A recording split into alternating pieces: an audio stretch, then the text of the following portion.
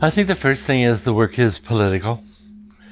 It's been important to keep the gay agenda forward. When I started making art, one could be arrested for all sorts of sillinesses. There was always paddy wagons at the clubs, and it was a time of coming to terms with the gay politic. And so I think the first thing is that it's political. You could see the work as either homoerotic or homopornographic. So if you have a conservative mindset, you obviously might see the work as pornographic. But if you're a much more liberal person, or if you're part of the gay world, it probably is for you much more homoerotic.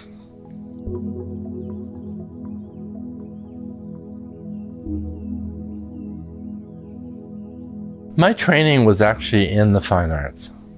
And it was only at the end of that period at a different school that I discovered photography.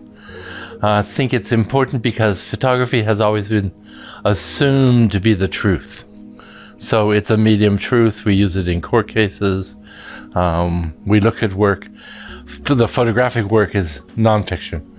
Whereas for me, the photograph is fiction. It exists not in the original state. It's a redocumentation. And in that, there's a changing of power. A lot of the work is very much based in painting, referencing painting, a way of using color that's similar to painters, a way of setting up things that have the fiction of painters or draftspersons. So I think it's important for me to distinguish that I could be a painter, but the medium is photo. I really want a lot of the photos to be very big, life size or larger, and it makes them unforgettable. You can't tuck them away. The confrontation is in the size and a closer sense of reality. And the models I worked with were not professional models. Only once did I work with a professional model. So it was very much like church basement theater.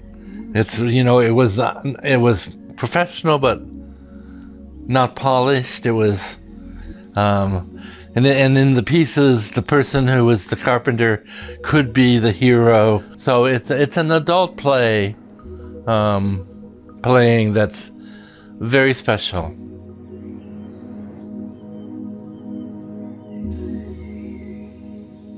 My mother and most of the women in her family were really supportive of my being in the arts. And my father was very hostile, to the point of being brutal. And so Margaret was the one who always stood between these two opposing points. So she's very important. When I was going to grad school, a lot of people were doing their mothers, Les Crims, and some of them just seemed really irresponsible and not flattering to the mother. And so I decided I really wanted to do a respectful piece to my mom. And I went and I asked her to be my model. And my father was not supportive of my position. And my mother knew that it would cause agitation in the family. So she refused. When my father died in his 80s, the first thing my mother did was corner me and want to do the nudes that we never did when I was 24, 25. So that was like, her liberation was that at that point she could do with her body what she'd always wanted to do. She was way ahead of her time. I mean, she's a gay mom before there were gay moms. And I really respect her because she had two gay sons. You know, my father, it killed the the hereditary line at that time because we didn't procreate. Things have changed in that sense, so we could now have children. But it was just, she just decided if this is what God gave her, she was going to make the best of it. There's a lot of taboos that just no one challenges. If you don't challenge it, it remains. So the more you challenge a taboo, the less power it has. So I think it's important to challenge things.